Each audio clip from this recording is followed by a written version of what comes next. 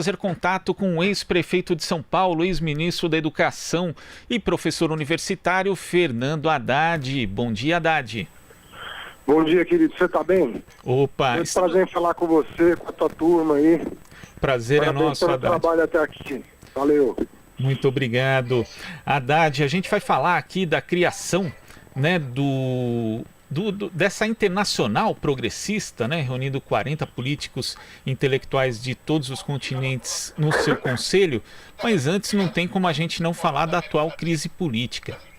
E ontem nós tivemos mais um episódio aí com a exibição do vídeo, né, de forma privada na Polícia Federal, que é justamente um vídeo referente a uma reunião ministerial citada anteriormente pelo ex-ministro da Justiça Sérgio Moro.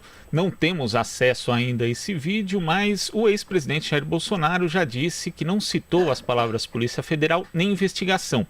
E 2 ministros em depoimentos acabaram contradizendo essa versão. Como é que você vê mais esse episódio da crise política em meio a uma crise sanitária, Haddad? Olha, na verdade, o Bolsonaro, ele é conhecido, ele está sendo conhecido pelo país agora, mas ele é conhecido da classe política há 30 anos. Bolsonaro talvez seja das pessoas mais desqualificadas que eu tenha conhecido em Brasília. Eu acho que eu nunca conheci alguém de tão baixo nível quanto ele. Basta ver o que ele fala, como ele age, como ele se porta. A imagem do Brasil no exterior está destroçada. Você não consegue conversar com um amigo que dá aula fora, que estuda fora, que não esteja horrorizado com a imagem que ele projetou do Brasil no exterior. É um drama muito sério, muito grave. Nós estamos batendo quase 1.000 mortos por dia. Ele continua fazendo pouco caso das famílias. Não tem nenhuma solidariedade com ninguém. Não tem um gesto de apreço, de empatia, de respeito, de dignidade com ninguém. As únicas pessoas com as quais ele se preocupa são com os filhos delinquentes. Então ele tem uma família de delinquentes que tem que ser protegida por ele, que é um delinquente, e o país está nessa, numa crise econômica medonha, uma crise sanitária medonha, um incapaz na presidência da República, uma pessoa que evidentemente não tem a menor noção do que é o cargo que ocupa, está lá só para cuidar dos interesses pessoais, né? Então, e fazendo pose de que é um governo diferente. De fato é diferente, é o pior ministério da história da República. O ministro da Saúde não sabe o que está acontecendo, o ministro da Educação, pega 2 áreas só. Olha o que está acontecendo no Ministério da Saúde e no Ministério da Educação. É um negócio horroroso. Os meninos do ensino médio não sabem se vai ter prova, se não vai ter prova do Enem. O ministro não tem nenhuma sensibilidade para entender que o menino da escola pública não tem como estudar em casa, ele precisa completar o ciclo para poder fazer uma boa prova. O menino da saúde não sabe sequer o que o presidente está assinando em nome dele, ele não é sequer consultado sobre atividades essenciais. É muito grave, as pessoas precisam compreender que nós estamos vivendo um drama nacional profundo, porque não é normal o que está acontecendo no Brasil, não adianta naturalizar o que está acontecendo no Brasil, porque não está acontecendo em nenhum lugar do mundo o que está acontecendo no Brasil. Então essa é a realidade, e é por isso que o Fora Bolsonaro se transformou numa espécie de salvação do país, entendeu? Agora, justamente falando a respeito do Fora Bolsonaro, né? Quando a gente fala de processo de impeachment, nós sabemos que ele tem relação com crime de responsabilidade, mas é um processo essencialmente político, até porque a gente comentava mais cedo que se fosse por crime de responsabilidade só, a ex-presidenta Dilma não teria sido tirada do poder. E o presidente Jair Bolsonaro, ao contrário, a gente tem indícios de vários crimes de responsabilidade. Como você vê as condições políticas para tocar um processo de impeachment hoje de Bolsonaro, Haddad? Olha, em primeiro lugar, um sujeito que sabota a democracia está cometendo crime de responsabilidade. No caso dele, é um crime continuado, porque ele faz isso todo dia. Ele sabota a democracia, aquele Carluxo, filho dele, insufla milícias virtuais e não virtuais contra a República, contra a oposição, contra a liberdade de expressão, contra a liberdade de organização. Ele é uma pessoa que solapa a democracia todo o santo dia, atenta contra os valores democráticos. Então, um presidente desse não pode, já cometeu crime de responsabilidade, está previsto na Constituição. Qualquer gesto contra a democracia, que atente contra a democracia, é um crime de responsabilidade. Nós estamos em regime democrático e as instituições estão reagindo, na minha opinião, ainda timidamente. Sabe, eu estou vendo que há um esforço institucional para conter o Bolsonaro, mas ele tem sido pequeno para garantir os direitos constitucionais. As pessoas aqui não se sentem seguras mais no Brasil. E isso é responsabilidade do Estado brasileiro. Garantir que quem pensa diferente do governo possa sair à rua em liberdade. Então tem gente armada na esplanada dos ministérios, tem munição do Exército sendo desviada, o presidente não autoriza o rastreamento da munição desviada. Estão querendo agora criar um trem da alegria para favorecer militares bolsonaristas que se dispuseram aí para o governo. Trem da alegria para pagar acima do teto, já fizeram a lambança da Previdência. Enfim, é um Estado policial que está se montando no Brasil. E isso tem que ser contido, entendeu? Então as instituições têm que reagir. O que ele está fazendo de prático? Ele está entregando os cargos-chave da esplanada para o Centrão. Então, onde quer que tenha verba pública, ele está alocando a turma do Roberto Jefferson, principalmente, que é o sujeito que está disposto a defender a pilhagem até a bala, né, como ele já demonstrou. E isso é histórico no Brasil, né? Então o Roberto Jefferson hoje é a pessoa que está articulando hoje a resistência por parte do Bolsonaro. E ele não faz nenhuma questão de esconder isso, e nem o Bolsonaro, que já transmitiu inclusive live com o Roberto Jefferson como ator principal. Então quem tem a coragem de fazer isso, tem coragem de tudo, né?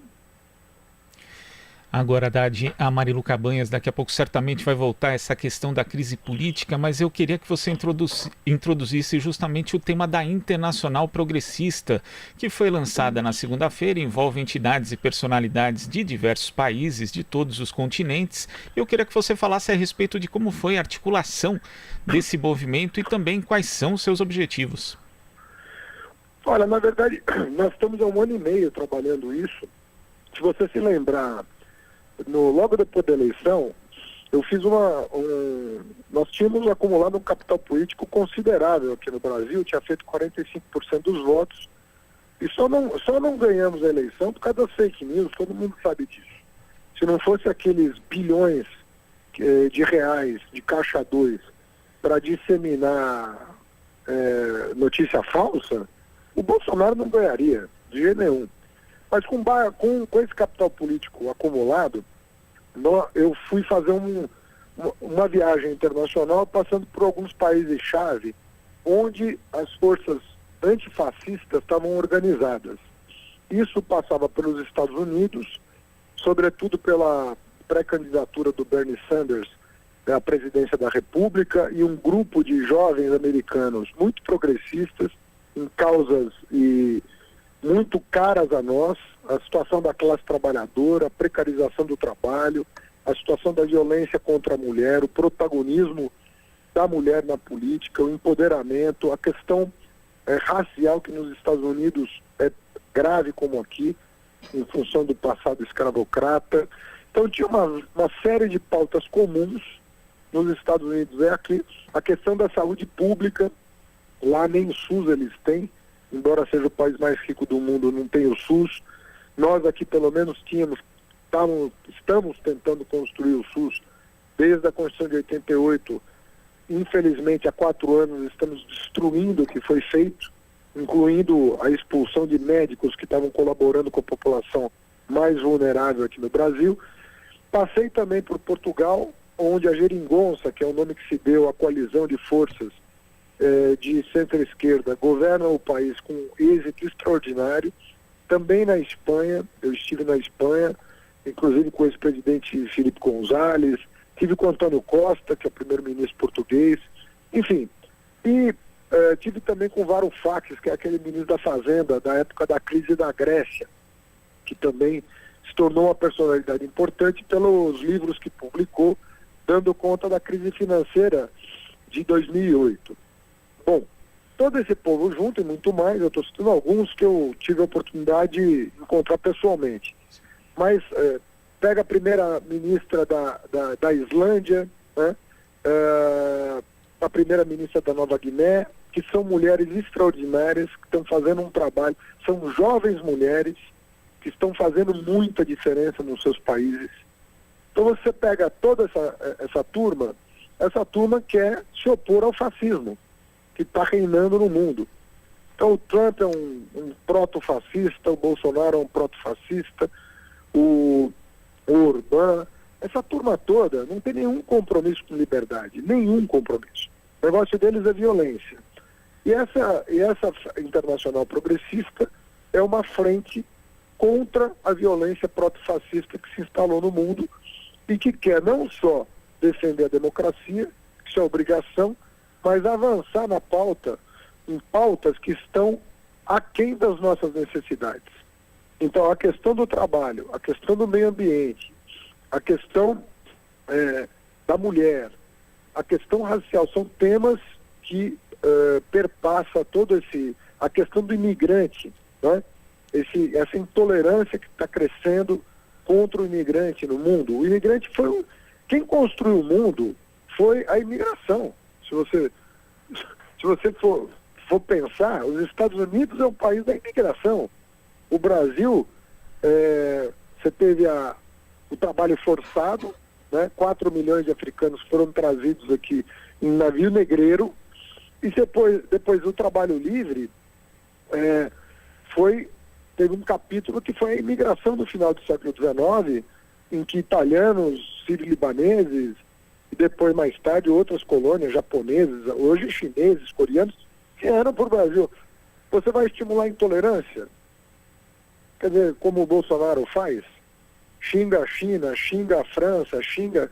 Quer dizer, o que você vai vendo é que o mundo está com esses governantes, nós vamos para o abismo, nós vamos para a guerra, nós vamos para a violência. Então, Bolsonaro, Trump, Orbán, Duterte, essa turma não dá. Então, precisa de um movimento internacional que se opõe a eles, porque eles são um movimento internacional fascista. Eles estão articulados. O filho do Bolsonaro só visita país governado por fascista. Não, o que o Modi está fazendo na Índia é muito grave. Né? Ele está elevando a intolerância religiosa a um patamar absurdo. Então lá existiam conflitos, mas eram manejáveis entre hindus, budistas e muçulmanos. Hoje a intolerância religiosa, a intolerância racial, a intolerância contra o imigrante, a xenofobia, tudo isso está emergindo pela mão desses governantes que são medievais, né? Na maneira de enxergar o mundo. Então nós precisamos criar uma frente internacional pró-liberdade. E é isso que nós estamos fazendo. Haddad, a gente chama agora a Marilu Cabanhas. Oi, Marilu. Oi, Glauco. Olá, Haddad. Bom dia. Bom dia, gente.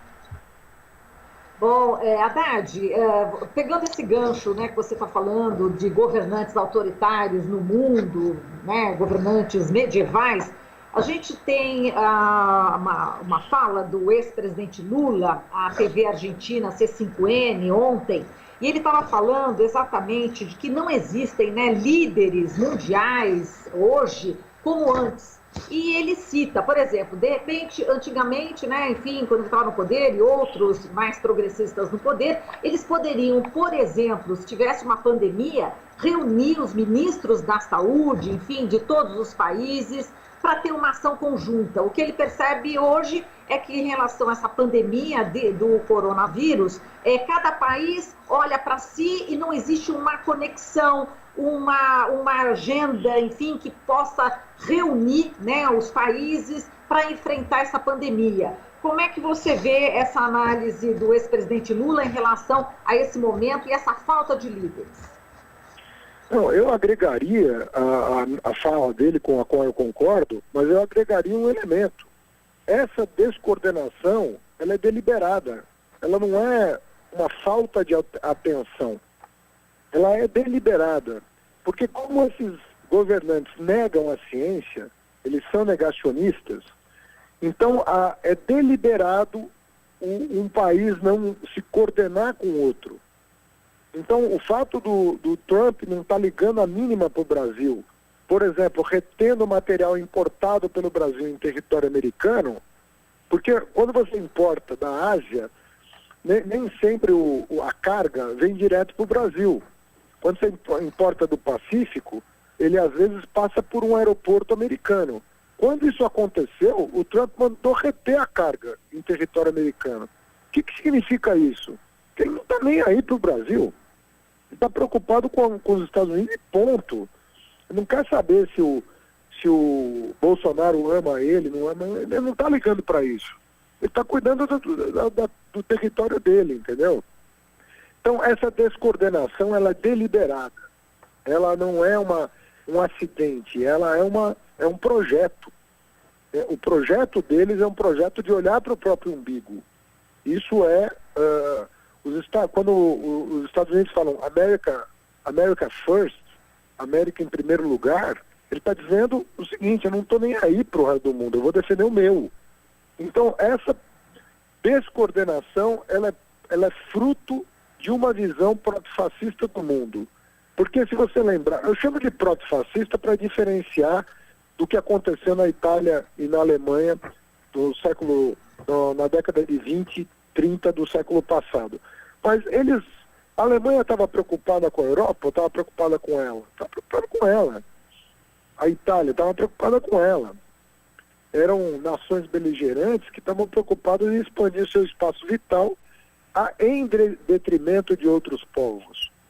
O Trump tem essa visão, ele não está ligando para a América Latina. Você acha que está preocupado com o México, com o Brasil, com a Argentina? Ele nem sabe onde é. Se perguntar a capital desses países para o Trump, ele não sabe dizer qual é a capital. Da Argentina, do Brasil, não sabe. É uma pessoa ignorante, que não tem a menor noção do papel de liderança que ele deveria exercer para coordenar as ações que afetam contra uma coisa que afeta todos os países igualmente. Não tem como conter o vírus dentro de fronteiras nacionais. Não tem como fazer isso. Então a ação deveria ser internacional. Mas como eles são nacionalistas no sentido pejorativo do termo, de não ligar para os outros, xenófobos, que não estão preocupados com o que está acontecendo, veja na questão ambiental, a gente nem fala mais do assunto. O ano passado, a área de desmatamento na Amazônia, depois da eleição do Bolsonaro, já cresceu demais. Esse ano dobrou em relação ao ano passado. Não tem nem espaço no noticiário para comentar o assunto, porque está todo mundo ligado em assuntos mais graves, só que o desmatamento da Amazônia, que vai causar logo mais um problema dramático para a humanidade, já ninguém está ligando mais. Então nós estamos resolvendo um problema de hoje e agravando o problema de amanhã. E nós não podemos nem discutir, porque não há esfera, não há espaço para discutir. Então esses líderes precisam sair. Eles são todos tributários da crise financeira de 2008. Todos cresceram em cima da crise de 2008 no fundo. Em cada país aconteceu de um jeito. Mas essa onda de extrema-direita tem a ver com a crise financeira e com a resposta que foi dada à crise financeira de 2008, inclusive na América do Sul. Então nós precisamos agora fazer uma frente, né, que se oponha a esses líderes proto-fascistas. Haddad, falando de extrema-direita, aqui no Brasil a gente sabe que tem aí aquele movimento 300 de Brasília, eles estão acampados lá e a gente tem notícias já saiu na imprensa, de que existem armas, né, dentro desse acampamento, né? Como é que você vê essa questão, né, enfim, que é bastante preocupante, né? Enfim, pessoas que estão armadas ali naquele acampamento. A gente teve atos, né, de bolsonaristas agredindo jornalistas, agredindo enfermeiros, enfim, a gente tem essa violência, no caso, né, essa força paramilitar, né, que está cada vez mais presente. Como é que você analisa esse quadro? É preocupante? Claro que isso é crime. Você não pode estar numa área de segurança nacional portando arma. Isso não existe isso. Você não pode estar numa área de segurança nacional portando arma. Sabe, isso aí, a polícia e o exército deviam se preocupar com isso, e as autoridades também. É um absurdo uma coisa dessa. Eu sou plenamente a favor de liberdade de manifestação. A pessoa tem todo o direito de se reunir em praça pública, não agora na pandemia, né? Porque agora ele é vetor de disseminação do coronavírus, mas em na época normal, as pessoas se reunirem, protestarem, próprio da democracia. A partir do momento que você chama um ato contra a democracia e vai armado, aí você está falando de outra coisa, você não está falando de democracia. Você está falando de uma força armada que está se opondo à democracia. E se as pessoas não tiverem a dignidade de defender sua própria liberdade, vão perder a liberdade. Porque é isso que acontece quando o fascismo toma o poder. Ninguém mais é livre. Sabe, você está fazendo aí o seu jornalismo, passa um cara na porta da tua casa e te leva preso. E aí? Você vai gostar? Quem é que gosta de viver num país sem liberdade? Em que você não pode expressar a sua opinião, você não pode fazer uma crítica, você não pode organizar um partido, você não pode organizar um sindicato, você não pode organizar uma associação, você não pode escrever um artigo de jornal. Como é que é isso? Entendeu? Então, essas pessoas não querem a liberdade. Elas não pensam que elas estão lutando por alguma coisa boa. Elas estão lutando pelo fechamento do regime, elas estão lutando pela opressão de quem pensa diferente delas. Então amanhã, entendeu? É a cabeça delas que vai ser, que vai impor valores ao país. Então você não vai ter mais pluralidade, sabe? Você pode ser perseguido. Essa coisa da intolerância, as pessoas às vezes não precisavam olhar para a história um pouquinho. A intolerância, a gente sabe como é que começa, mas não sabe como termina. Quando eu vejo, às vezes, o Weintraub fazendo... o Weintraub é judeu, né? Eu tenho centenas de amigos judeus. Quando eu vejo o Weintraub expressar xenofobia contra a China, eu falo, será que esse cara não estudou história? Ele está respondendo agora por racismo, né? Abrir um inquérito para ele responder pelo crime de racismo. Será que ele não estudou a história da própria condição do judeu? Quantidade de vezes que os judeus foram perseguidos pelo fato de serem judeus. Será que ele não consegue entender isso? Quer dizer, ele é de um povo que foi perseguido historicamente, em centenas de situações. Como é que vem parte dele a intolerância contra um outro povo? Ou seja, é de uma ignorância que beira, nesse caso, uma burrice extrema. Porque o sujeito está propagando uma coisa da qual o povo dele foi vítima, a cultura dele foi vítima. Então é um negócio que não dá nem para entender, porque é o que eu estou falando, já não é ignorância mais. Isso passou de todos os limites do que é tolerável, entendeu? É muito grave. É muito grave. As populações historicamente discriminadas, sabe, a pessoa vai fazer propaganda da discriminação? Como é que pode um negócio desse? Então essa gente que está na esplanada tinha que estar respondendo a inquérito, porque você não pode andar armado, entendeu? Não existe porte de arma em área de segurança nacional. Entende? Você não pode ir na frente de um quartel armado, você não pode ir na frente de um... sabe, isso são áreas restritas em que você pode manifestar, óbvio que pode. Você